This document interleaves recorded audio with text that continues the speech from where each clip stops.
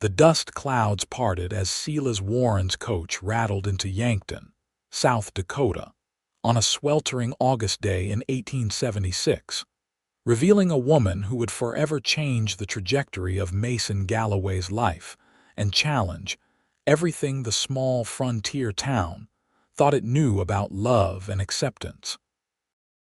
Mason stood motionless on the weathered boardwalk outside Hank's general store, his worn leather boots caked with the remnants of a long cattle drive. At 30 years old, he'd spent most of his adult life on horseback, moving from ranch to ranch across the Dakota Territory, his only constant companion the vast prairie sky. Until now. Until her. The young woman who descended from the coach moved with a quiet dignity that immediately caught Mason's attention. Her skin was a rich copper tone, her high cheekbones and obsidian eyes speaking to her Lakota heritage. Yet she wore a simple calico dress that marked her as someone straddling two worlds. She glanced up, her gaze meeting Mason's for the briefest moment before turning away to gather her belongings. "Another half-breed coming to town," muttered Theodore Jenkins, the local banker who stood nearby counting the coins in his palm. "As if we don't have enough trouble with the natives already." Mason's jaw tightened. "Careful, Jenkins. That kind of talk might cost you more than those nickels you're counting." Jenkins snorted and moved on, but Mason remained, watching as the young woman struggled with her trunk. Without thinking, he crossed the dusty street. "Allow me, miss," he said, tipping his hat. "That looks heavy for anyone, let alone a lady just off a long journey." She hesitated, studying him with cautious eyes. "Thank you, but I can manage." "I'm sure you can," Mason replied with a gentle smile, "but my ma would haunt me something fierce if she knew I stood by while a woman wrestled with a trunk twice her size." A hint of amusement crossed her face. "Well, I wouldn't want to invite any hauntings."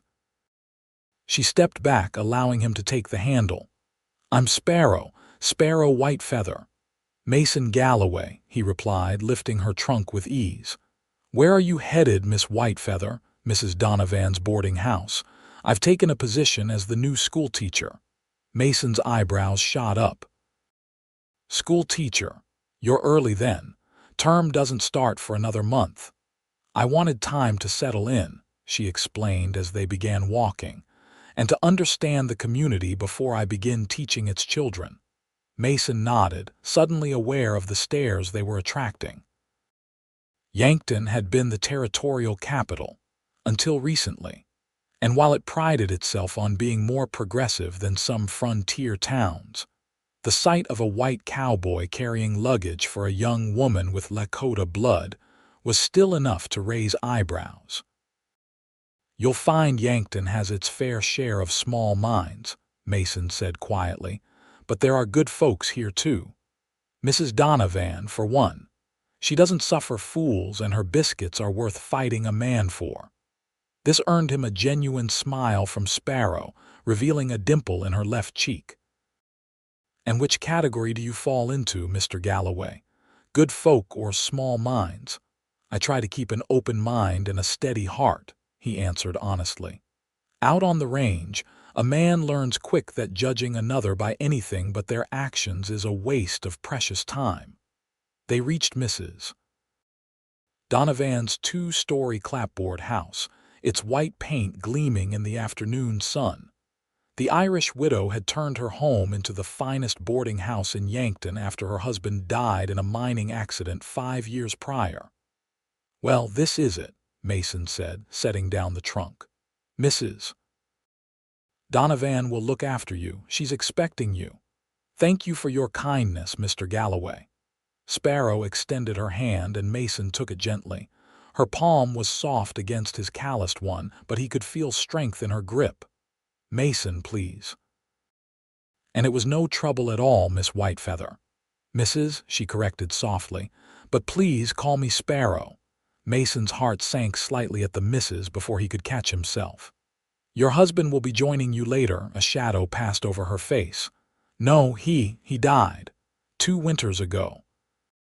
Pneumonia. I'm sorry, Mason said, genuinely remorseful.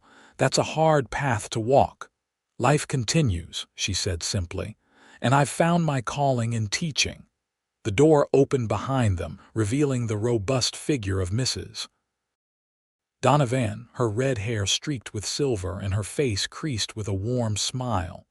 There you are. I've been watching for the coach. You must be Miss Whitefeather. Oh, I see you've already met our Mason. The older woman's eyes twinkled with undisguised interest. Indeed I have, Sparrow replied. He was kind enough to help with my trunk. That sounds like our Mason. Always the gentleman, Mrs. Donovan beamed, then gestured inside. Come in, come in. I've got tea brewing and you must be exhausted from your journey. Sparrow turned to Mason one last time. Thank you again.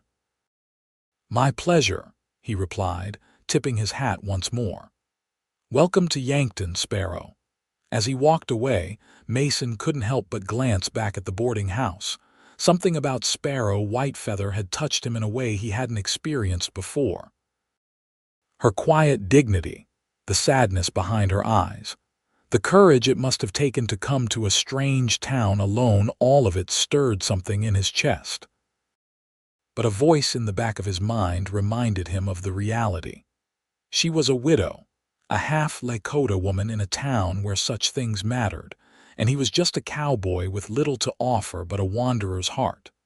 Whatever spark he might have felt would be best left to flicker and fade. Little did Mason know that fate had other plans for him and the new schoolteacher of Yankton. The next few weeks passed in a blur of activity for Mason. The Clayton Ranch, where he'd been working for the past 6 months, needed extra hands to prepare for the upcoming cattle auction. From dawn till dusk, he rode the range, fixed fences, and wrangled stubborn steers.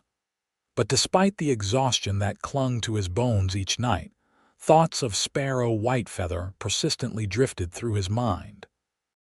He saw her occasionally in town buying supplies at the general store, speaking with Reverend Phillips outside the church, or carrying books from the small town library. Each time, they exchanged polite greetings, sometimes stopping for brief conversations that left Mason wanting more of her thoughtful insights and subtle humor. It was during one such encounter outside the post office that Mason finally gathered his courage. I hear you've been fixing up the schoolhouse, he said, nodding toward the stack of paint cans in her arms. Sparrow nodded, adjusting her grip on the unwieldy load. The school board provided supplies, but it seems the actual work has fallen to me. Not that I mind, I enjoy working with my hands. Without asking, Mason relieved her of half the burden.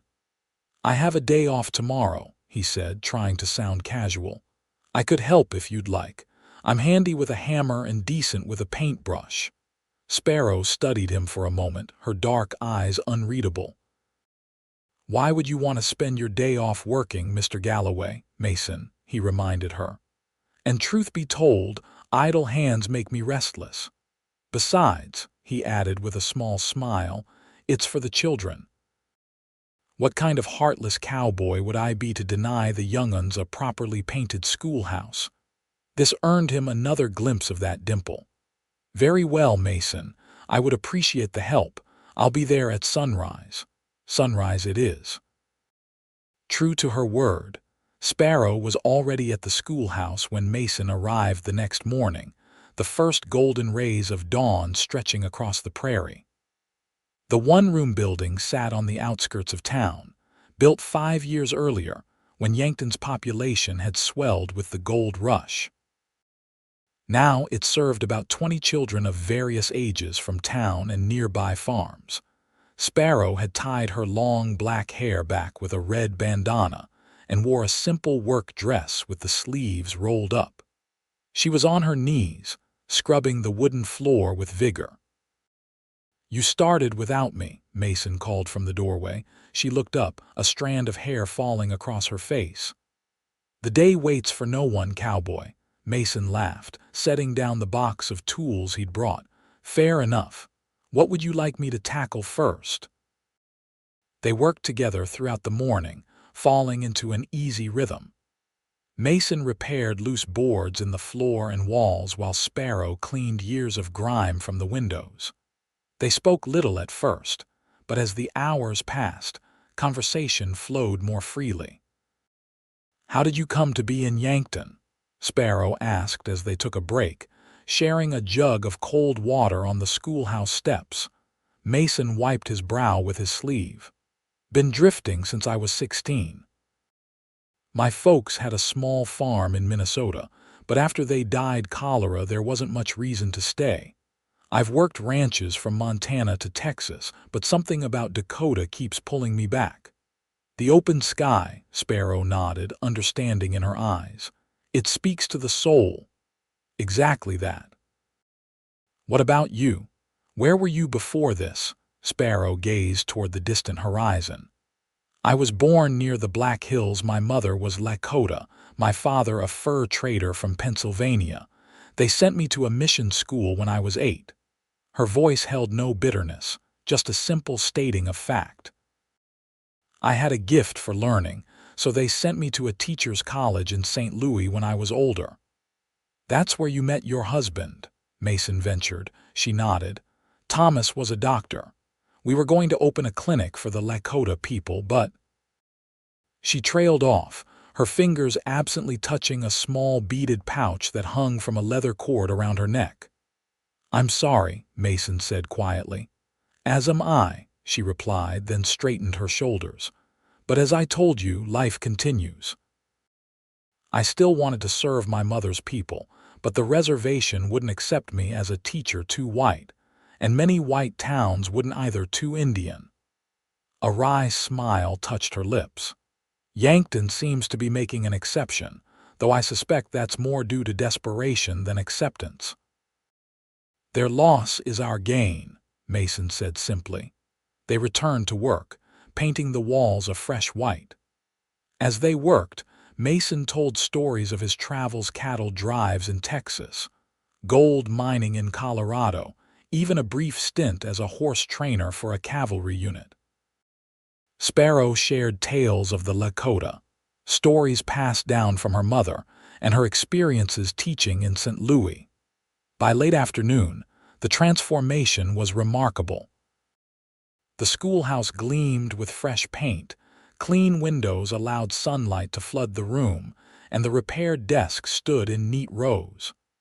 "It looks like a proper schoolhouse now," Mason said with satisfaction as they stood back to admire their work. "Indeed it does," Sparrow agreed. "I can't thank you enough for your help, Mason." "It was my pleasure," he replied honestly, "though I admit I might have had selfish reasons as well." "Oh," she turned to him, one eyebrow raised. "I wanted to spend time with you," he said simply. "You're unlike anyone I've ever met, Sparrow Whitefeather." Her cheeks flushed slightly, but she held his gaze. "You're quite direct, aren't you?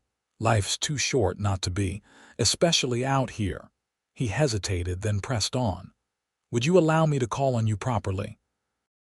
"Perhaps dinner at Harriet's Cafe tomorrow evening." The schoolhouse fell silent as Sparrow considered his request, her expression unreadable. Finally, she spoke. "I've been a widow for 2 years, Mason. I came to Yankton for a fresh start to establish myself as a teacher. I'm not sure I'm ready for courtship." Mason felt disappointment settle in his chest, but he nodded. "I understand. But," she continued, a small smile playing at her lips, "I would enjoy having dinner with a friend, if that's agreeable to you." His heart lightened immediately. "More than agreeable. Friends it is, then." As they walked back into town, the setting sun casting long shadows across the dirt road, Mason realized something profound. Whether as friends or something more, Sparrow Whitefeather was someone he wanted in his life. And for a man who had spent years drifting with the seasons, that realization was both thrilling and terrifying. Word spread quickly through Yankton about the Cowboy, and the half Lakota schoolteacher. Their dinner at Harriet's Cafe had been observed by curious eyes, and their subsequent walks along the Missouri River and conversations on the boarding house porch had become fodder for town gossip. Some, like Mrs. Donovan and Sheriff Taylor, saw nothing but a budding friendship between two good people. Others, like Banker Jenkins and his wife, clucked their tongues in disapproval at what they considered an inappropriate association. Neither Mason nor Sparrow paid much attention to the whispers. As September arrived and the school term began, their friendship deepened. Mason would often ride to the schoolhouse after classes ended, helping Sparrow with various maintenance tasks, or simply walking her back to the boarding house, listening as she spoke about her students' progress. "Tommy Wilkins finally managed to read a full paragraph today," she told Mason one crisp afternoon as they walked. "The pride in his eyes nearly brought me to tears." "You've got a gift," Mason said, watching how her face lit up when she spoke of teaching. "Those children are lucky to have you." "I'm the lucky one," she replied. "Teaching gives my life meaning, especially after Thomas." She trailed off, but Mason understood. "He'd be proud of you," Mason said gently, "building something meaningful here." Sparrow looked at him with grateful eyes. "Thank you for understanding." As autumn painted the Dakota plains in golds and reds, Mason found himself taking fewer jobs that would take him away from Yankton. For the first time in his adult life, he was putting down tentative roots, renting a small cabin on the edge of town rather than staying in the bunkhouse at whatever ranch employed him. It was during the Harvest Festival in late October that everything changed. The town had gathered for an evening of music, dancing, and food in the town square. Lanterns hung from ropes stretched between buildings, casting a warm glow over the festivities. Mason had just returned from a week-long cattle drive and had ridden straight to the festival, hoping to find Sparrow. He spotted her at the edge of the dancing area, watching as couples twirled to the lively fiddle music. She wore a dress of deep green that complemented her copper skin, and her hair was partially pinned up, with the rest flowing down her back. Mason's breath caught at the sight of her. "May I have this dance?" he asked, approaching with a slight bow. Sparrow's eyes widened in surprise, then warmed with pleasure. "Mason, you're back." "Just rode in," he confirmed. "And I can think of no better welcome than a dance with the prettiest schoolteacher in Dakota territory." She laughed, taking his outstretched hand. "I believe I'm the only schoolteacher in Yankton, so your compliment may be somewhat limited in scope. Then let me expand at the prettiest woman in all the Western territories," he countered as he led her to the dancing area. They joined the others as the fiddle struck up a waltz. Mason placed his hand respectfully at Sparrow's waist, his other hand clasping hers. Though his work-roughened fingers felt clumsy, Sparrow moved with natural grace, following his lead as they twirled among the other dancers. "I didn't know cowboys could waltz," she teased. "There's a lot you don't know about me yet," he replied with a wink. "I spent a winter in Denver once, took dance lessons from a retired ballet instructor from New York, figured it might come in handy someday." "And did it?" she asked, her eyes sparkling in the lantern light. "It just did," he answered softly. They danced through 3 songs, lost in conversation and the simple joy of movement. Mason was acutely aware of the warmth of her hand in his, the scent of lavender that clung to her hair, and the way her eyes crinkled at the corners when she smiled. It wasn't until the music paused that they noticed the stares. While most townsfolk were focused on their own enjoyment, a group near the refreshment table was openly glaring at them. Theodore Jenkins leaned toward his wife, whispering something that made her gasp and look at Sparrow with naked disdain. Sparrow's smile faded. "Perhaps we should stop," she murmured. "Why?" Because some small-minded folks can't bear to see two people enjoying a dance. Mason's voice was low but intense. It's not just about us, Mason. I'm the teacher here. If parents object to me. Mason gently led her away from the dance floor, finding a quieter spot near the edge of the square.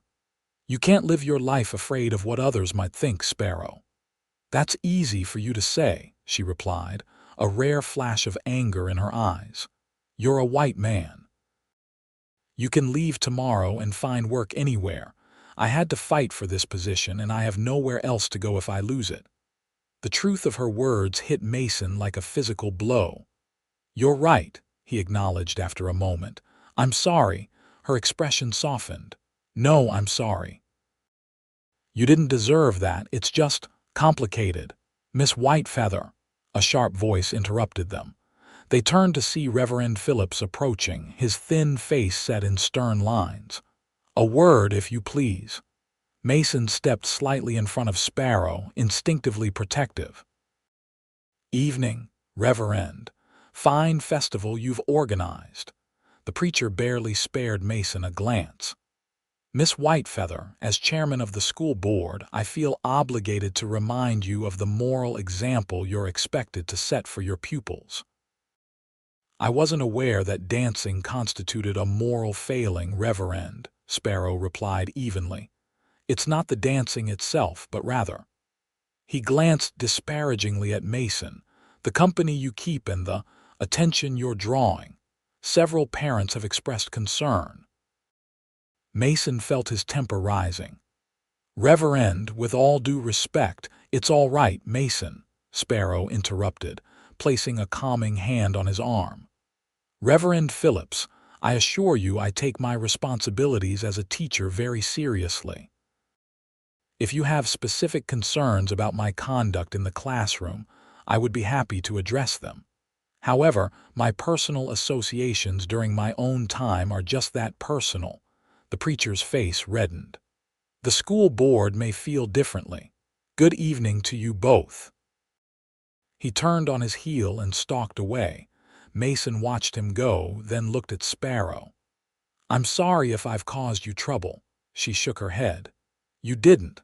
Some people just need time to adjust to ideas different from their own. She sighed, looking out at the festivities that suddenly seemed less joyful. I think I'll return to the boarding house. It's been a long day. I'll walk you, Mason offered. The night air had grown chilly as they made their way through Yankton's quiet streets. Neither spoke until they reached Mrs. Donovan's porch. Sparrow, Mason said finally, turning to face her. I need to say something, and I hope you'll hear me out. She nodded, her face partly shadowed in the moonlight. These past months getting to know you have been the happiest of my life. I've been a drifter since I was 16 years old, never staying in one place because nowhere felt like home. Until now. He took a deep breath. I'm falling in love with you, Sparrow Whitefeather. I know we agreed to be friends, and if that's all you want, I'll respect that. But I couldn't go another day without telling you how I feel. Sparrow was silent for a long moment, and Mason felt his heart pounding in his chest. Finally, she spoke, her voice soft. I care for you too, Mason, more than I expected to, more than I perhaps wanted to. She looked down at her hands. After Thomas died, I promised myself I wouldn't open my heart again. It hurt too much to lose him. I understand, Mason said gently, though disappointment washed through him. But, she continued, looking up at him with eyes that shone in the moonlight, I find myself breaking that promise. You've awakened feelings in me I thought had died with my husband. Hope surged in Mason's chest. What are you saying? I'm saying that I'm falling in love with you too, Mason Galloway. And it terrifies me not just because of what I've lost before, but because of what we might face together. The world isn't kind to people like us. Mason reached out, tentatively taking her hand. The world can be damned. I only care about you. Sparrow smiled, a mixture of joy and sadness in her expression. It's not that simple, and you know it. Maybe not, he acknowledged. But some things are worth fighting for. We're worth fighting for, Sparrow." She squeezed his hand, then stepped closer, raising her face to his. Mason bent down, their lips meeting in a gentle kiss that spoke of promise and possibility. When they separated, both were breathless. "Good night, Mason," Sparrow whispered, reluctantly releasing his hand. "Good night, Sparrow," he replied, watching as she disappeared inside the boarding house. Mason walked back to his cabin under a sky full of stars, his heart lighter than it had been in years. Whatever challenges lay ahead, he was ready to face them for her, for them, for the future they might build together. The weeks following the Harvest Festival brought changes to Yankton that neither Mason nor Sparrow could have anticipated. The whispers about their relationship grew louder, dividing the town into those who supported them and those who condemned their growing affection. Mrs. Donovan staunchly defended Sparrow, telling anyone who would listen that love is God's greatest gift, and shame on any who would deny it. Sheriff Taylor, a gruff but fair-minded man, made it clear that he wouldn't tolerate harassment of any kind in his town. Harriet from the cafe and Dr. Williams both showed their support through small kindnesses, but opposition was mounting as well. Reverend Phillips began delivering sermons on the natural order and the dangers of mixing bloodlines. Theodore Jenkins, using his influence as the town's banker, quietly suggested to business owners that associating with Mason might affect their ability to secure loans. Through it all, Mason and Sparrow's relationship deepened. They were careful to be discreet, meeting for picnics outside of town, sharing quiet conversations in the schoolhouse after hours, or walking along the less populated riverbank. Mason took more permanent work at the Clayton Ranch, and Mr. Clayton, who valued Mason's skill with horses above all else, turned a blind eye to the gossip. One crisp November evening, as they sat by the Missouri River watching the sunset paint the water in shades of gold and crimson, Mason broached the subject they'd been avoiding. "I want to court you properly, Sparrow," he said, his arm around her shoulders as she leaned against him. "No more hiding, no more pretending we're just friends." She sighed, her breath visible in the cool air. "You know what that would mean. The school board is already looking for reasons to dismiss me." "Let them try," Mason said firmly. "Half the town loves you, the children adore you. They can't just cast you out, can't they?" She turned to face him. "Mason, I've built a life here. It's not perfect, but it's mine. Teaching those children means everything to me." He took her hands in his. "What about us? Does that mean nothing?" "Of course not," she said softly. "It means everything, but I'm afraid, Mason, afraid of losing what I've worked so hard to build." Mason was silent for a long moment, watching a pair of geese glide across the river. "What if there was a way to have both?" he finally asked. "A life together and your teaching. How?"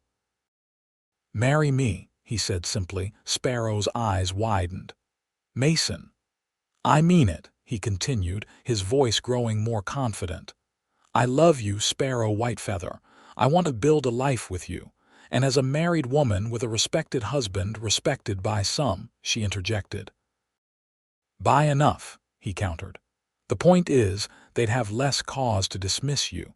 A married teacher is more acceptable than a single woman receiving male callers." Hope flickered in her eyes, but uncertainty remained. "Do you really believe that would make a difference?" "I don't know," he admitted. "But I do know that I want to marry you regardless. Even if it changes nothing with the school board, even if we have to leave Yankton and start fresh somewhere else, I want you as my wife." Tears gathered in Sparrow's eyes.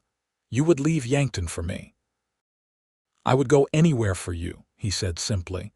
"But I'd rather stay and fight if you're willing." She cupped his face with her hands. "Ask me properly, Cowboy." Mason smiled, then shifted to one knee in the soft grass by the riverbank. Taking her hands in his, he looked up into her beautiful face. Sparrow Whitefeather, I love you more than I ever thought possible. You've given my wandering heart a home. Would you do me the greatest honor of becoming my wife?" Tears spilled down Sparrow's cheeks as she nodded. "Yes, Mason Galloway, I will marry you."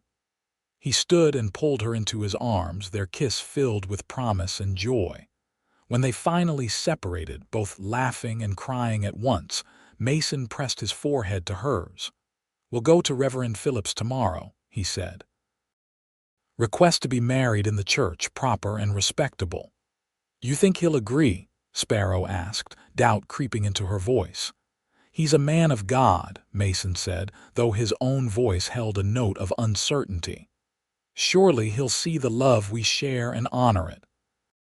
The next morning dawned bright and cold, a thin layer of frost covering the ground as Mason and Sparrow walked hand in hand to the white clapboard church on the north end of town.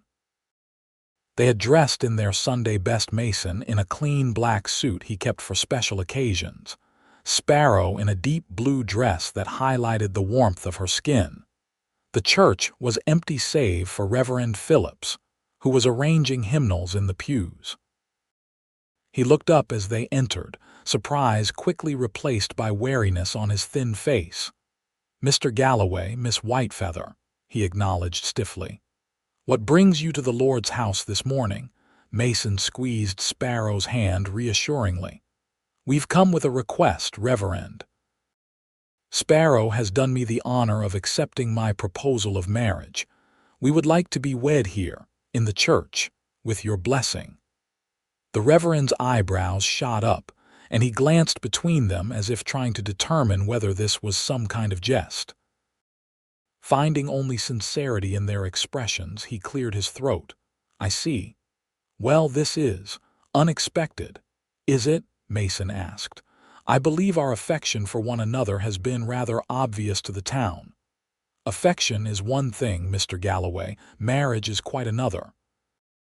The Reverend set down the hymnal he was holding and folded his hands before him. "I'm afraid I cannot in good conscience perform such a ceremony in this church." Though they had half expected this response, the rejection still stung. Sparrow's hand tightened in Mason's.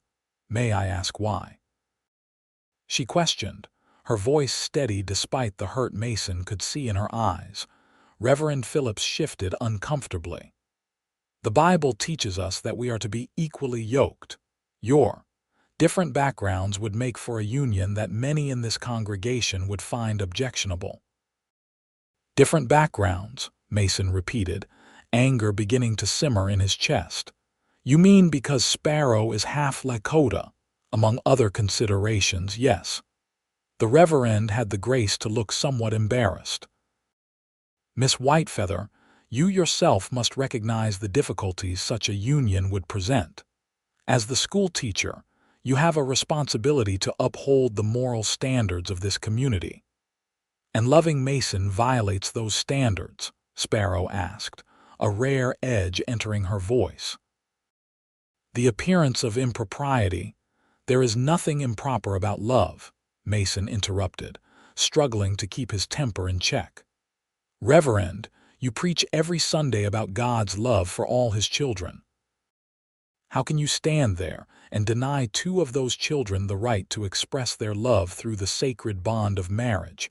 The Reverend's face hardened. "Do not presume to lecture me on theology, Mr. Galloway.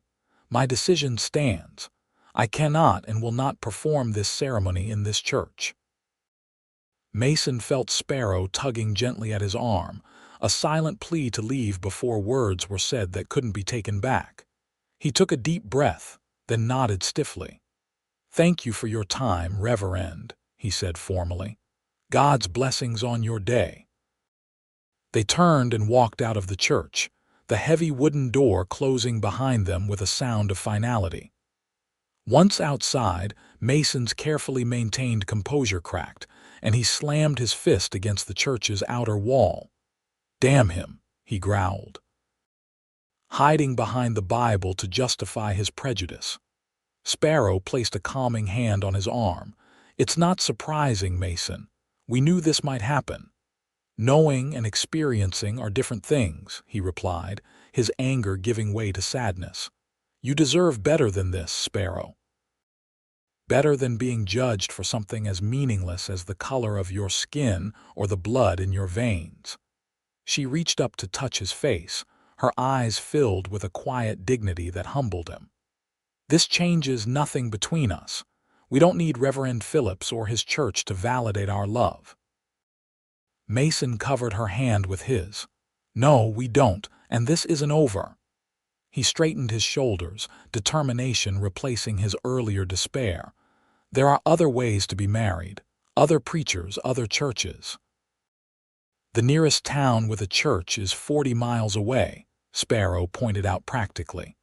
"And who's to say their minister would be any more accepting?" A thought suddenly occurred to Mason. "What about Jacob Little Bird, the Lakota man who runs the trading post outside town?" Sparrow asked, surprised. "What about him? He's a Christian, isn't he? I've seen him at church sometimes, and I've heard he was ordained as a minister by missionaries before returning to his people." Hope dawned in Sparrow's eyes. "Yes, he was. I'd forgotten that." "Would he perform the ceremony, do you think?" "It's possible," she said thoughtfully. "He straddles both worlds as I do. He might understand in a way Reverend Phillips never could." Mason took her hands in his. "Then we'll ask him, and if he refuses, we'll find another way. I promise you, Sparrow Whitefeather, I will make you my wife before the first snow falls." She smiled, the light returning to her eyes. "I believe you, Mason Galloway, and I'll be your wife with or without a church's blessing." They walked away from the church, heads held high despite the curious stares of townsfolk who had witnessed their brief visit. Word would spread quickly about Reverend Phillips' refusal, but for once, Mason didn't care what anyone in Yankton thought anyone except the remarkable woman at his side. Jacob Little Bird's trading post sat a mile outside Yankton, a sturdy log building that served as both shop and home. Unlike many Lakota who had been forced onto reservations, Little Bird had managed to maintain his independence through shrewd business dealings and an ability to navigate both white and native worlds. His post served as a bridge between cultures, offering goods from Eastern factories alongside Lakota crafts and medicines. Mason and Sparrow arrived at the trading post late that afternoon. The interior was warm and filled with the scent of leather, tobacco, and dried herbs. Little Bird himself stood behind the counter, a tall man in his 50s with silver streaks in his long black hair, which he wore in a single braid down his back. He wore buckskin leggings and a white man's shirt, another symbol of his dual existence. "How Cola," he greeted Sparrow in Lakota, then nodded to Mason. "Mr. Galloway, what brings you both to my humble establishment?" Sparrow explained their situation in a mixture of English and Lakota, while Mason watched Little Bird's face for any reaction. The older man listened without interruption, occasionally nodding. When Sparrow finished speaking, Little Bird was silent for a long moment. "So," he finally said, "Reverend Phillips finds your love unacceptable in the eyes of his God." "Not his God," Mason clarified. "Our God. The same God who created all people in his image." A smile touched Little Bird's weathered face. "Well said, Cowboy." He turned to Sparrow. "You wish me to marry you in the Christian way, if you're willing," she replied. "We both respect you, and we know you understand the complexities of living between two worlds." Little Bird walked around the counter, gesturing for them to follow him to the back of the store where a small fire burned in a stone hearth. He motioned for them to sit on a bench as he lowered himself onto a wooden stool. "I was ordained by the Methodist missionaries at the Rosebud Agency," he confirmed. "I have not performed many marriages, but I have the authority in the eyes of both the white man's law and the church." Hope surged in Mason's chest. "Then you'll do it." Little Bird held up a hand. I must ask you something first, Cowboy. Why do you wish to marry Sparrow, truly? The question caught Mason off guard, but he answered honestly, because I love her, because she makes me a better man, because I can't imagine my life without her. And you understand what it means to take a woman of mixed blood as your wife. The challenges you will face. I do, Mason said firmly. And I don't care. Nothing matters more to me than Sparrow's happiness and our future together. Little Bird nodded, then turned to Sparrow. And you, daughter of two worlds, why do you choose this man? Sparrow's voice was clear and strong. Because he sees me, all of me. Not just the schoolteacher, not just the half Lakota woman, but Sparrow. He respects my mind and my heritage. He makes me feel whole again, after I thought that part of me had died with my first husband. Little Bird studied them both, his dark eyes seeming to look into their very souls. Finally, he nodded. I will perform your marriage ceremony. Not in a church building, but under the open sky where the Great Spirit and the white man's God can both witness your commitment. Relief and joy washed over Mason. Thank you, he said fervently. When? This Sunday, Little Bird decided. There is a place by the river, a clearing where the cottonwoods form a natural cathedral. Meet me there at midday. We'll be there, Sparrow promised, her eyes shining with happiness. As they prepared to leave, Little Bird held up a hand. One more thing. Bring witnesses, friends who support your union. In these matters, community is important. Mason thought immediately of Mrs. Donovan and Sheriff Taylor, who had shown them nothing but kindness. We will, he assured the older man. They left the trading post with lighter hearts than they had entered it. The sun was beginning to set, painting the prairie in shades of orange and pink. 3 days, Mason said, squeezing Sparrow's hand as they walked back toward town. In 3 days you'll be my wife. And you my husband, she replied, her smile radiant. Despite everything, Mason, we found a way. We'll always find a way, he promised, stopping to pull her into his arms. Whatever life throws at us, we'll face it together. As they stood there embracing on the open prairie, with the vast Dakota sky above them and the promise of a future stretching before them, Mason felt a certainty he had never known before. This was right. This was meant to be. And nothing, not Reverend Phillips, not Theodore Jenkins, not the prejudices of a small frontier town would stand in their way. News of Little Bird's agreement to perform the marriage ceremony spread through Yankton like wildfire. By the following morning, it seemed everyone in town had formed an opinion on the matter. Some, like Mrs. Donovan, expressed delight and immediately offered practical help in her case, promising to bake a wedding cake. Others, led by Reverend Phillips and the Jenkins family, voiced their disapproval in increasingly public ways. It's a mockery of the sacred institution of marriage, Mrs. Jenkins declared loudly in Harriet's cafe, while Sparrow sat quietly in the corner grading papers. A ceremony performed by a savage, no matter how Christianized, cannot possibly be recognized by proper society. Harriet, wiping down the counter with more force than necessary, finally had enough. That savage, as you call him, Beatrice Jenkins, is an ordained minister with papers from the Methodist Church. And I'd wager he understands Christian charity a sight better than some folks who sit in the front pew every Sunday. She cast a meaningful glance at Mrs. Jenkins, who huffed indignantly and left without finishing her tea. Such scenes played out across town throughout the days leading up to the wedding. Mason faced his own challenges at the Clayton Ranch, where several cowhands refused to work alongside him after learning of his impending marriage. It ain't natural, muttered Bill Hawkins, a longtime ranch hand, just loud enough for Mason to hear as they mended fences. Man ought to stick with his own kind. Mason drove the hammer into the post with extra force. You got something to say to me directly, Hawkins." The other man spat tobacco juice onto the ground. "Just wondering if you've lost your mind, Galloway. Plenty of decent white women who'd make a fine wife. Instead, you're chasing after that half-breed schoolmarm."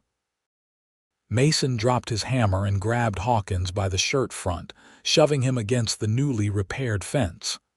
"Her name is Sparrow Whitefeather," he growled. "And you'll speak of her with respect or you won't speak at all. Understood?"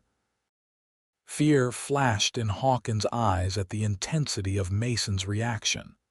"Ease up, Galloway. No need to get riled." "Is there a problem here, gentlemen?" Mr. Clayton's voice cut through the tension. The ranch owner sat atop his horse a few yards away, his weathered face unreadable. Mason released Hawkins and stepped back. "No problem, sir. Just a difference of opinion." Clayton dismounted, walking over to inspect their work on the fence. "Hawkins, go help Johnson with the north pasture. I need a word with Galloway." The other man scurried off, shooting Mason a venomous look as he went. Clayton watched him go, then turned to Mason. "I've known you for 6 months, Galloway. You're the best horse trainer I've had and a hard worker. Never seen you lose your temper before today." Mason met his employer's gaze steadily. "I apologize for the disruption, Mr. Clayton. It won't happen again." Clayton nodded slowly. "See that it doesn't." He paused, then continued in a more conversational tone. "Heard you're getting married on Sunday to the schoolteacher." "Yes, sir." Sparrow Whitefeather. Met her at the Harvest Festival. Seemed a fine woman. Clayton studied Mason's face. "You love her more than anything," Mason answered without hesitation. "Then to hell with what anyone else thinks." A rare smile crossed Clayton's face. "My Evelyn was Irish Catholic. My family threatened to disown me when I married her. Best decision I ever made. 35 years of happiness before consumption took her. Never regretted it for a minute." Surprised by the personal revelation, Mason didn't know how to respond. Clayton continued, "There's a small cabin on the south edge of my property. Been empty since my foreman built himself a bigger place. Needs some work, but it's solid. You and your bride are welcome to it if you'd like." Mason was momentarily speechless. "That's very generous, sir." "Not generosity, just good business. Keeps my best horse trainer close by." Clayton remounted his horse. "Think about it, and Galloway take the rest of the week off. Get yourself married properly." As Clayton rode away, Mason stood in the golden autumn sunlight, gratitude filling his chest. In the midst of so much opposition, unexpected kindness meant more than he could express. That evening, Mason met Sparrow at the schoolhouse after her students had gone home. They had agreed to keep their distance publicly until after the wedding, to minimize further controversy that might affect Sparrow's position. The schoolhouse had become their sanctuary, a place where they could speak freely without the town's prying eyes. "Mr. Clayton offered us a cabin on his ranch," Mason told her as they sat side by side on her desk, their hands intertwined. "It needs work, but it would be ours, and being on his property might offer some protection from the town's gossip." Sparrow leaned her head on his shoulder. "That's wonderful news. Mrs. Donovan has been nothing but supportive, but I know my continued presence at her boarding house has caused her some difficulty with certain customers." "So you like the idea, living on the ranch?" "I do," she said softly. "It's close enough that I can still teach, but far enough to give us some peace. And," she added with a smile, "I've always wanted a garden of my own." Mason kissed the top of her head. "Then you shall have the finest garden in Dakota territory, Mrs. Galloway to be." She looked up at him, her dark eyes shining. 3 more days. 3 more days," he echoed, bending to kiss her properly. They were so absorbed in each other that neither heard the schoolhouse door open. It wasn't until a throat cleared loudly that they sprang apart to find Theodore Jenkins and Reverend Phillips standing in the doorway, their faces tight with disapproval. "Well," Jenkins said coldly, "I believe this confirms the rumors." Sparrow straightened her spine, her voice remarkably steady as she addressed the two men. "Mr. Jenkins, Reverend Phillips, school hours are over. This is my private time." "Private indeed," the Reverend remarked with obvious distaste. "Miss Whitefeather, as chairman of the school board, I must express my profound disappointment in your conduct." Mason moved slightly in front of Sparrow, protective instinct taking over. "There's nothing inappropriate about a man visiting his fiancée." "An engaged couple should be properly chaperoned," Jenkins countered, "particularly when one party is responsible for the moral education of our children." "We were hardly doing anything improper," Sparrow said, her cheeks flushed but her voice firm. "And as Mason said, we are to be married on Sunday." "By a Lakota trader in some pagan ceremony," Reverend Phillips interjected. "Hardly a legitimate union in the eyes of the law or the church." Mason's temper flared. "Jacob Little Bird is an ordained Christian minister, as you well know, Reverend. Our marriage will be perfectly legal and binding." "That remains to be seen," Jenkins said ominously. "In the meantime, Miss Whitefeather, the school board will be meeting tomorrow to discuss your situation." Sparrow paled slightly, but her voice remained steady. "I have done nothing to warrant dismissal. My personal life has not affected my teaching." "That is for the board to decide," Jenkins replied. "Good evening to you both." The two men departed, leaving an oppressive silence in their wake. Mason turned to Sparrow, taking her hands in his. "I'm sorry," he said quietly. "I shouldn't have come here. I've put your position at risk." She shook her head firmly. "No, Mason, don't apologize for loving me. That's what they want, for us to feel ashamed of what we share. I won't give them that satisfaction." He pulled her into his arms, marveling at her strength. "Whatever happens tomorrow, we'll face it together. If they dismiss you, then I'll find another way to teach," she finished for him. "There are families outside town who might welcome education for their children, regardless of who provides it." Mason held her tighter, his heart swelling with love and pride. "Have I told you today how remarkable you are, Sparrow Whitefeather?" She smiled against his chest. "Tell me again." "You are the strongest, most beautiful soul I've ever known," he murmured into her hair. "And in 3 days, I'll be the luckiest man alive to call you my wife."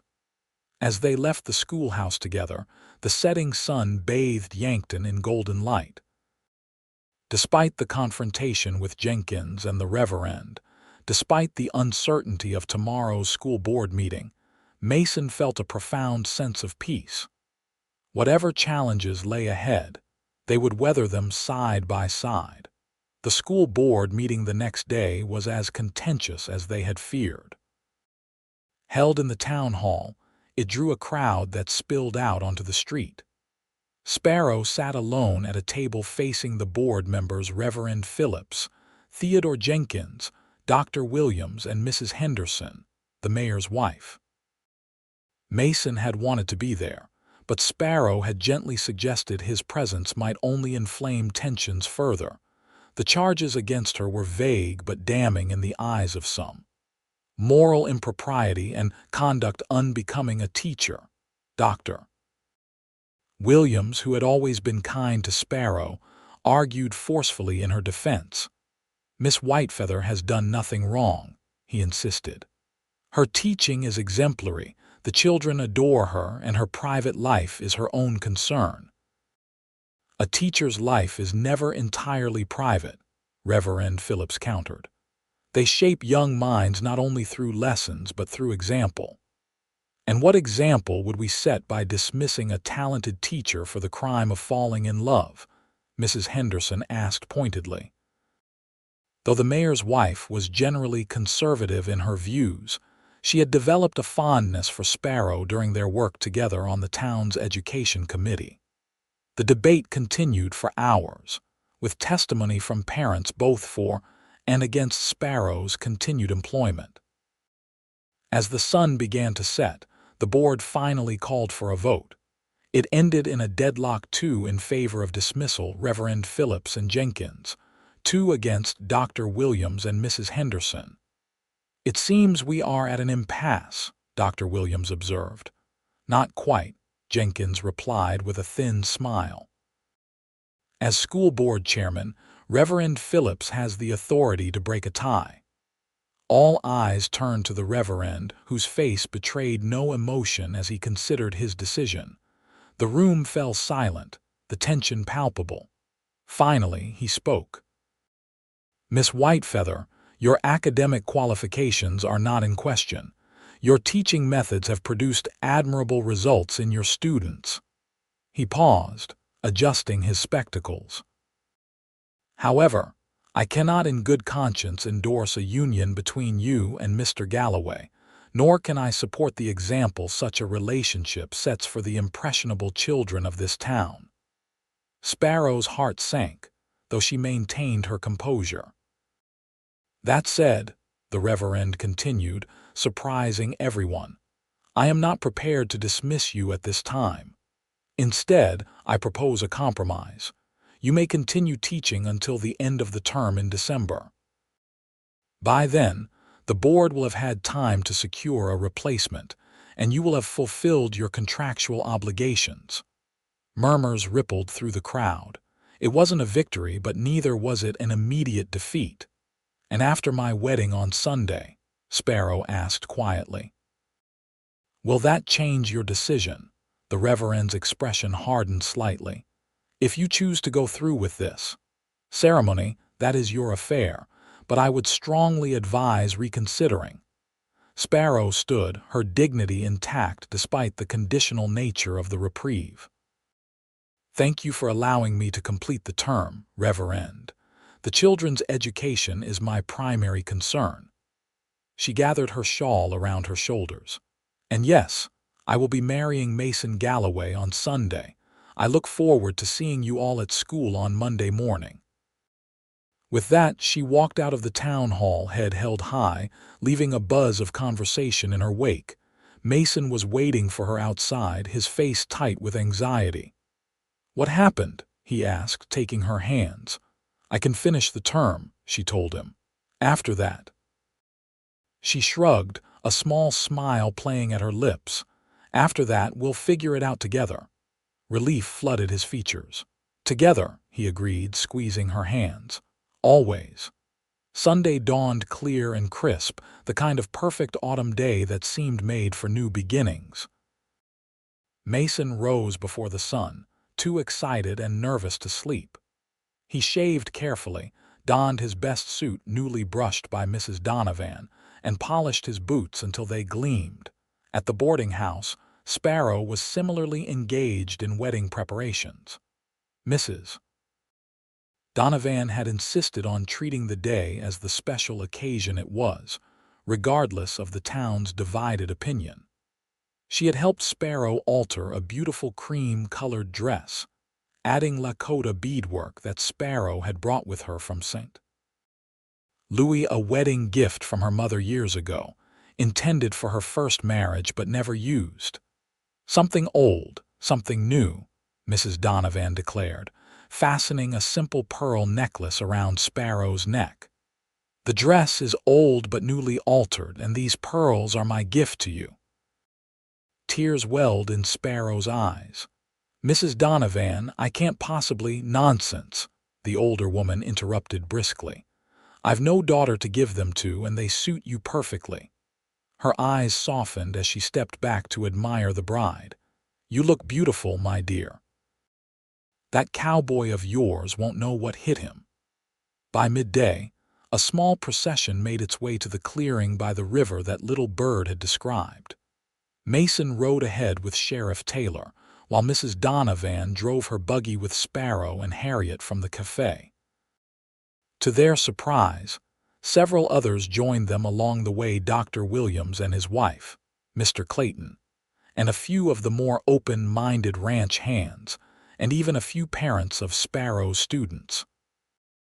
The clearing was just as Little Bird had promised, a natural cathedral of cottonwood trees, their golden leaves catching the sunlight and casting dappled shadows on the ground below.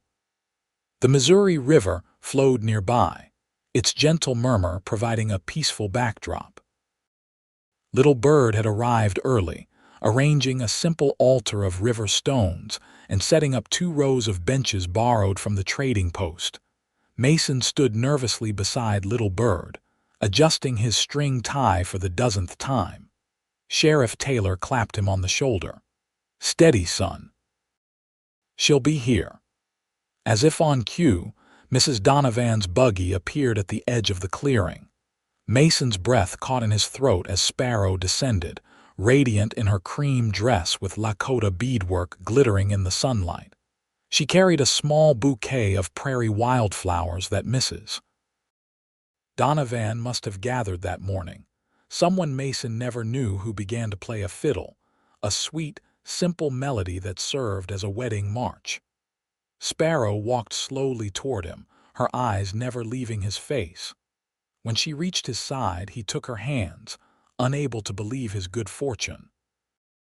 Little Bird began the ceremony, speaking first in Lakota, then in English.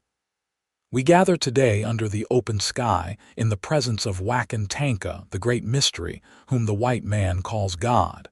We are here to witness the joining of 2 hearts, 2 lives, 2 souls." The ceremony blended Christian tradition with Lakota customs. They exchanged simple gold rings that Mason had purchased from a traveling jeweler weeks earlier. They spoke vows promising to love, honor, and cherish one another for all their days. And in a nod to Lakota tradition, Little Bird wrapped their joined hands with a beaded leather cord, symbolizing their union.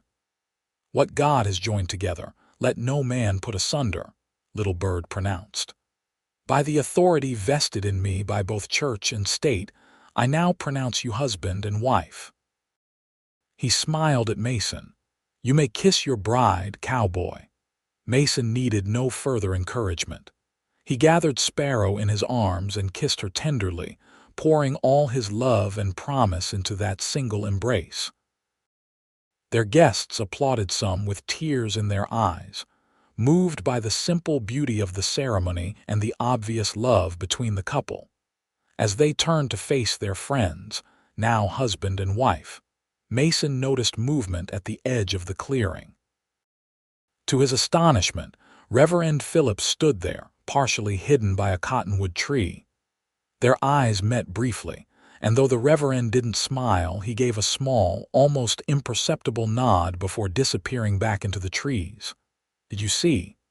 Mason began, but was interrupted as Mrs. Donovan engulfed them both in a motherly embrace. "Congratulations, my dears. Now, everyone back to the boarding house for cake and punch." The small reception at Mrs. Donovan's was a joyful affair. The parlor was decorated with autumn flowers and ribbons, and the wedding cake, a 2-tier masterpiece flavored with cinnamon and maple, took pride of place on the dining room table.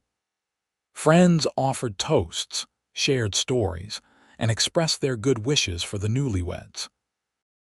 As the afternoon waned, Mason and Sparrow prepared to depart for their new home, the cabin on Clayton's ranch that Mason had spent the past 3 days renovating. They had decided to forego a traditional honeymoon, choosing instead to begin their life together immediately in their own space. Mrs. Donovan hugged Sparrow tightly.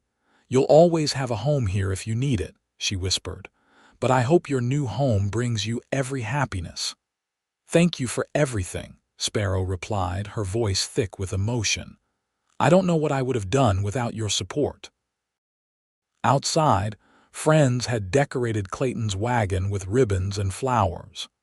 As Mason helped Sparrow up onto the seat, a shout from down the street caught their attention. Theodore Jenkins was approaching, his face flushed with anger and too much whiskey. "So you went through with it," he slurred, pointing an accusatory finger at them. "Defying God's natural order."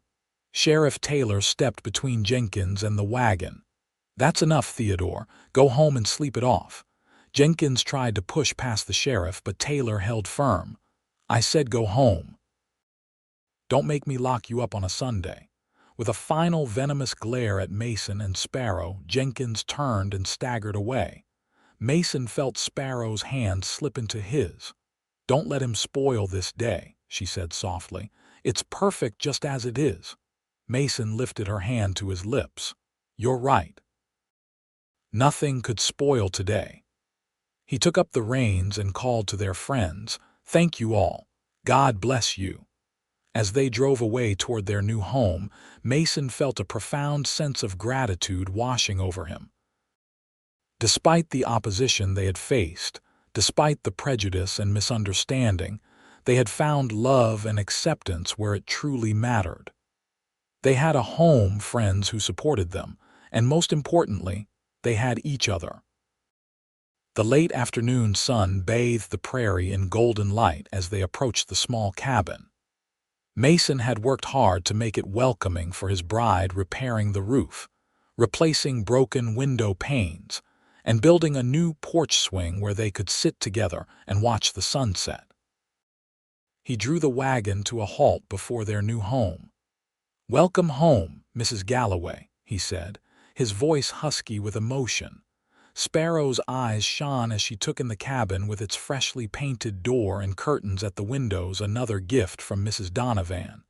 "It's perfect," she whispered. Mason jumped down from the wagon and came around to her side. Instead of offering his hand to help her down, he swept her into his arms, causing her to laugh in surprise.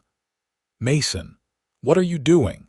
"Carrying my wife across the threshold," he replied with a grin. "It's tradition." He carried her up the steps and paused at the door.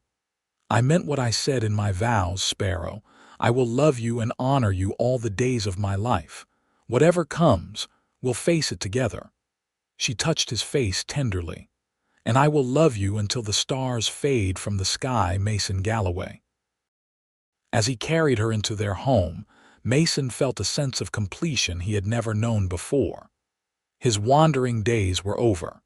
He had found his place in the world, and it was by Sparrow's side. After setting her down in the small but cozy front room, Mason took both her hands in his. "There's something I want to say to you, something that's been on my mind since Reverend Phillips refused to marry us." Sparrow tilted her head questioningly. "What is it?" "When we left the church that day, I was angry, hurt. I felt like our love was being denied its proper place."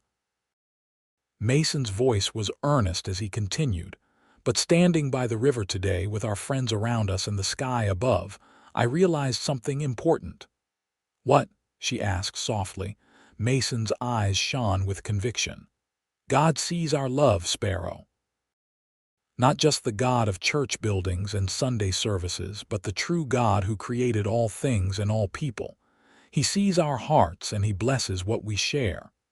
Tears filled Sparrow's eyes as she nodded. "Yes, that's exactly right." She stepped closer, wrapping her arms around his waist. "God sees our love, and so do we." As the sun set on their wedding day, casting long shadows across the Dakota plains, Mason and Sparrow Galloway stood together in the home they would build with their own hands and hearts. Whatever challenges lay ahead, and there would be many in a world not yet ready to fully accept their union, they would face them together. Secure in the knowledge that their love was blessed by something greater than human prejudice or misunderstanding.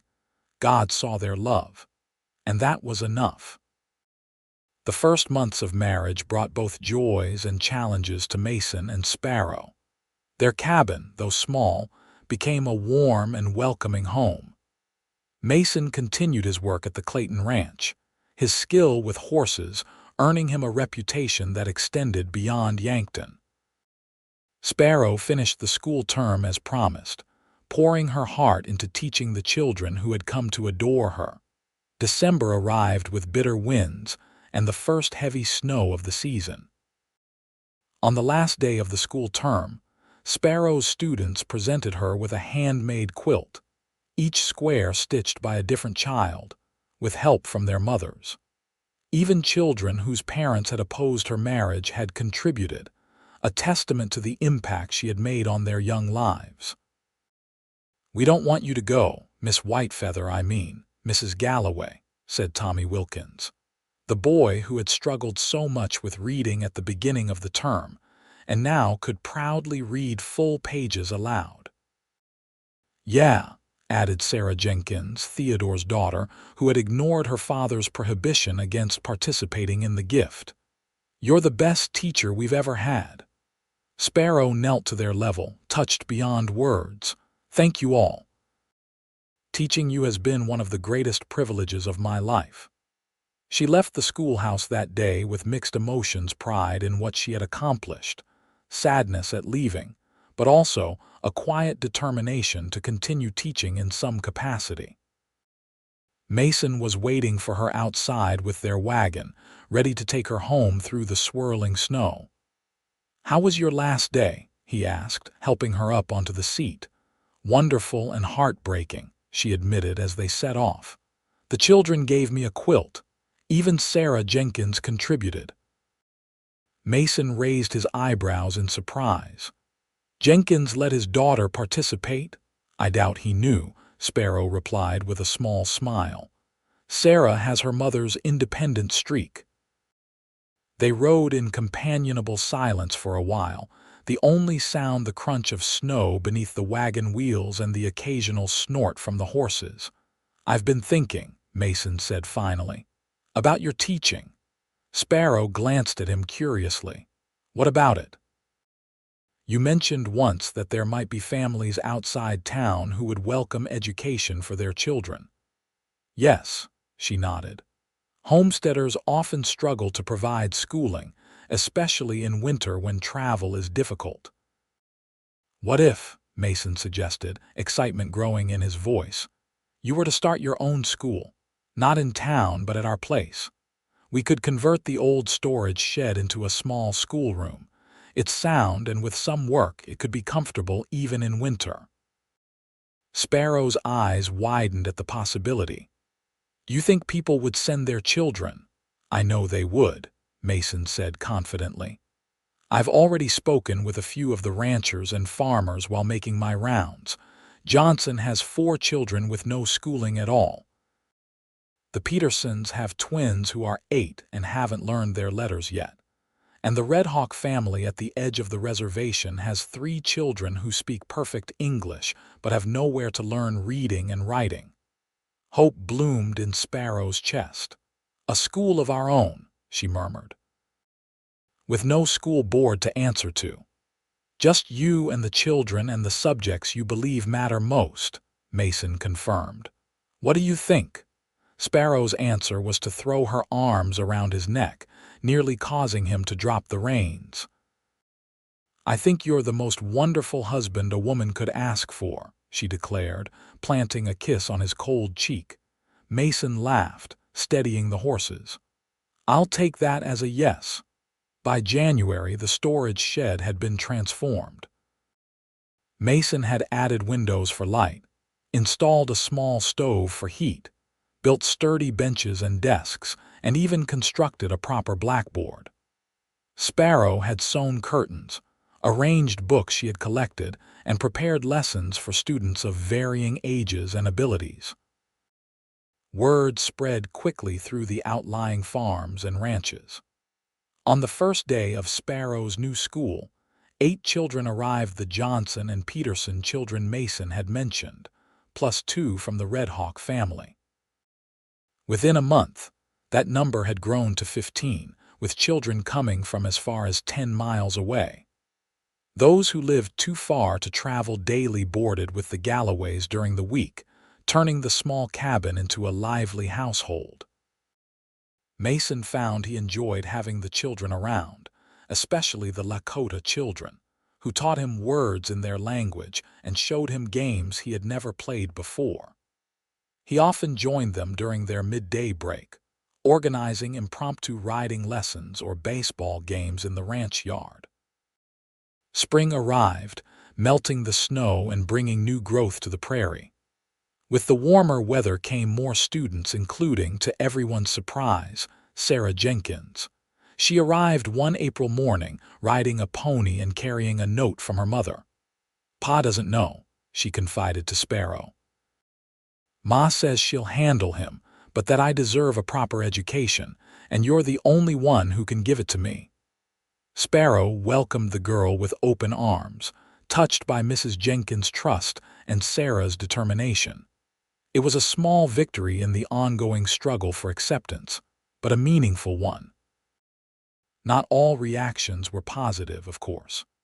Reverend Phillips delivered sermons warning of the dangers of education outside proper authority. Theodore Jenkins filed a complaint with the territorial governor, claiming the Galloways were operating an illegal school, though nothing came of it as they had broken no laws. And occasionally, Mason would hear muttered insults when he went into town for supplies. But these incidents were increasingly rare and insignificant compared to the joy they found in their shared life and work. Their home became a gathering place not just for students, but for friends who supported them, Mrs. Donovan with her baked goods, Dr. Williams offering free health checks for the schoolchildren, and even Jacob Little Bird, who occasionally visited to teach the children traditional Lakota crafts and stories. One warm evening in late May, as they sat on their porch swing watching the sunset, Sparrow rested her head on Mason's shoulder with a contented sigh. "Do you ever regret it?" she asked quietly. "Marrying me? All the trouble it's caused." Mason turned to look at her, genuine surprise on his face. "Regret it? Sparrow, loving you is the best thing I've ever done. The only thing I regret is that I didn't find you sooner." She smiled, reassured though she had known what his answer would be. "I've been thinking about the future. Our school is growing. We might need a larger building soon." "I've been thinking the same thing," Mason admitted. "Clayton mentioned that the old foreman's house is still empty, the bigger one. It has 2 main rooms downstairs that could serve as classrooms and upstairs bedrooms for us and the boarding students. You've already talked to him about it?" Sparrow asked, surprised. Mason nodded. "He offered it at a fair price, said he'd rather see it put to good use than standing empty." He hesitated, then added, "There's something else I've been meaning to tell you. Clayton's offered me a partnership in the ranch." Sparrow sat up straight. "Mason, that's wonderful, but I thought he had no family to leave it to." "He doesn't. He's getting older and needs someone to help manage things, with an eye toward eventually taking over. He said he's watched me work this past year and believes I have what it takes." Pride and humility mingled in Mason's voice. "It would mean we'd have more security, a permanent home here, and room for our family to grow," Sparrow added softly, taking his hand and placing it gently on her stomach. It took Mason a moment to understand. When realization dawned, his eyes widened. "Sparrow, are you saying?" She nodded, joy illuminating her face. "I suspected for a few weeks, but I wanted to be sure before I told you. Dr. Williams confirmed it yesterday. We're going to have a baby, Mason, around Christmas time." Mason whooped with joy, leaping to his feet and pulling Sparrow up with him. He lifted her gently, spinning her in a circle before setting her carefully back down. "A baby," he repeated in wonder, placing his hand reverently on her still flat stomach. "Our child." "The first of many, I hope," Sparrow said, laughing at his exuberance. Mason gathered her in his arms, his heart so full he thought it might burst. "I love you, Sparrow Galloway, more than I have words to say." "And I love you," she replied, reaching up to touch his face. "My wandering cowboy who finally found his home." As twilight deepened into night, they remained on the porch, planning their future with quiet excitement, a larger home, an expanding school, and a family of their own. The challenges they had faced seemed distant now, overshadowed by the joy they had found together. In the years that followed, the Galloway family and their school flourished. Their first child, a son they named Thomas Clayton Galloway after Sparrow's first husband and their benefactor, was born on a snowy December night in 1877. He was followed 2 years later by twin daughters, Elizabeth Donovan and Mary Lakota Galloway. The school grew to over 30 students, with Sparrow eventually hiring an assistant teacher, a young Lakota woman educated at the same mission school Sparrow had attended. Children came from all backgrounds: white settlers, Lakota families, and those of mixed heritage like the Galloway children themselves. Mason became a full partner in the Clayton Ranch, and eventually its sole owner after the old man passed peacefully in 1884.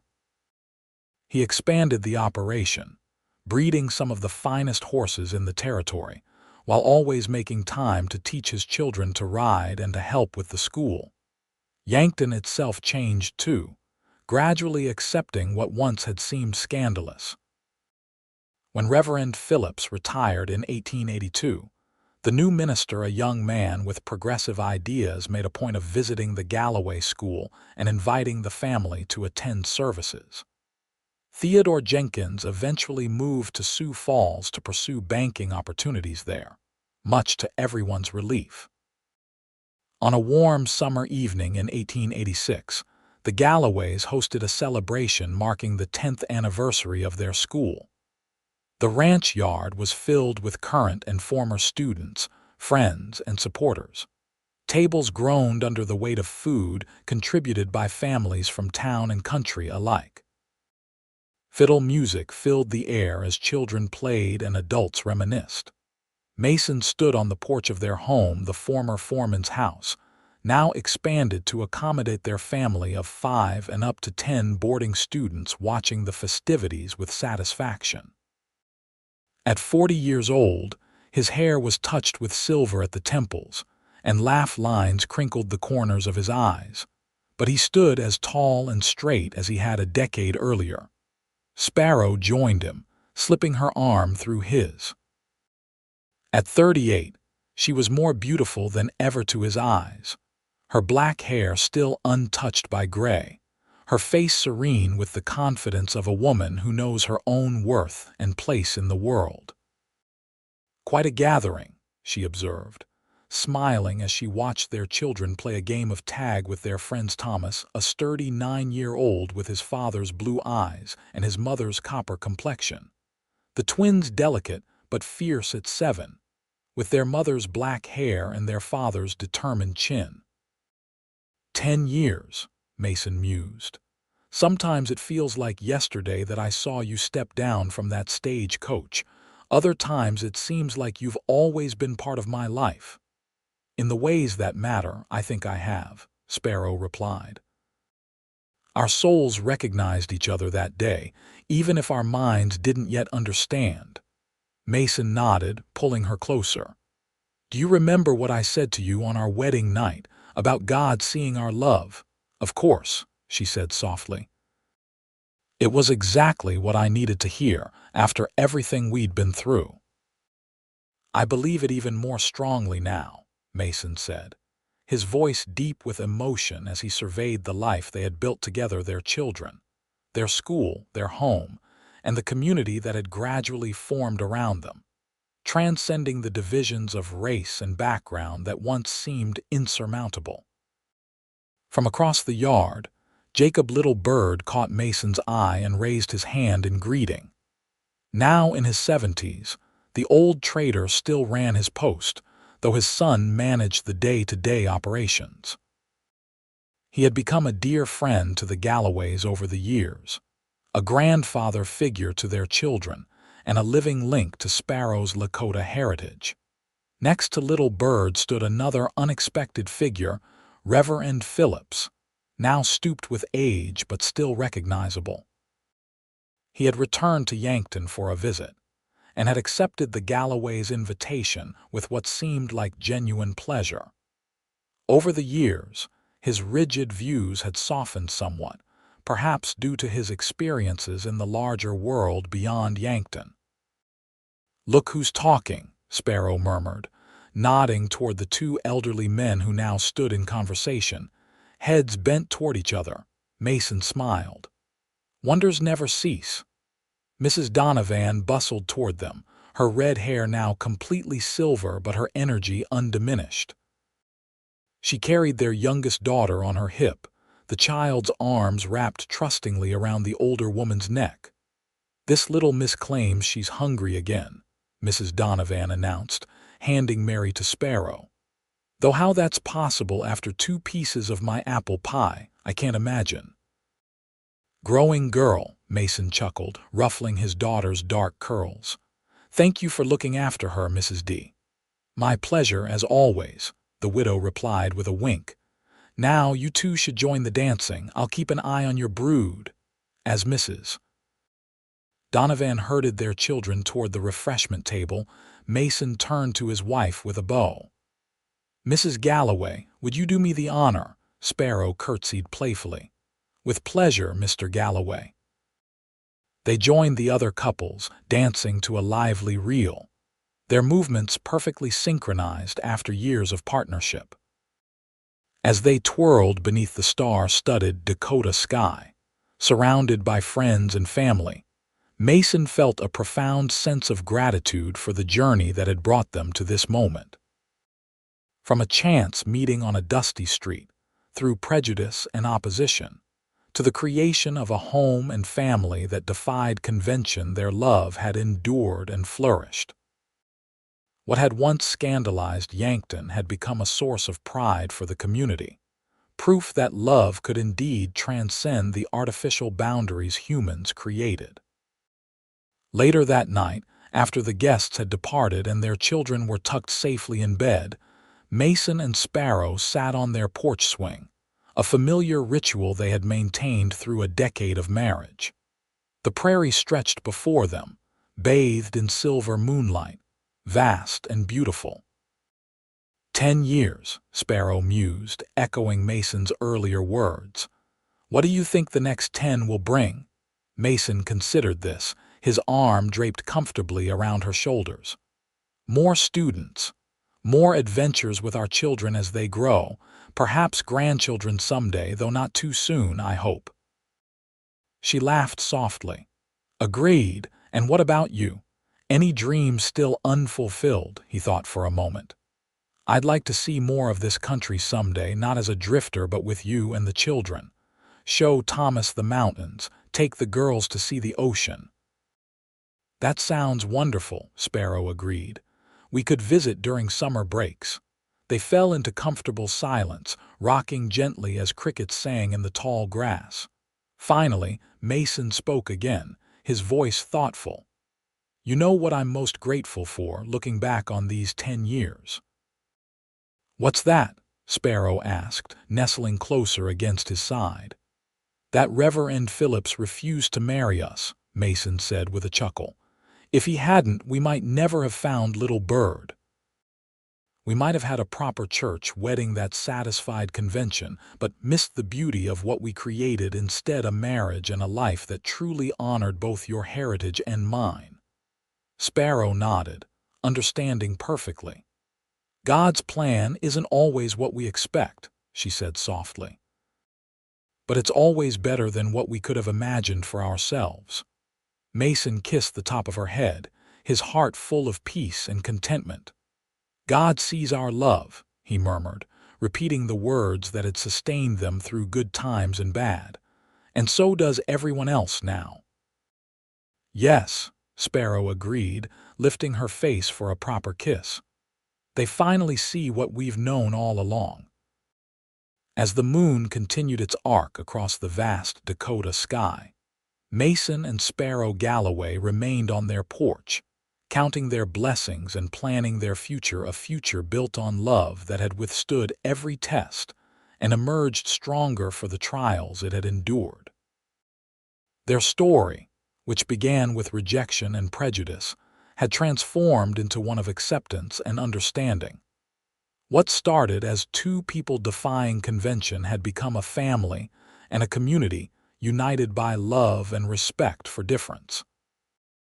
And in that transformation lay the true beauty of their journey, not just that they had found happiness together, but that they had helped create a world where others might find the same. God had indeed seen their love. And through their example, others had learned to see it to a lesson as vast and enduring as the Dakota prairie itself.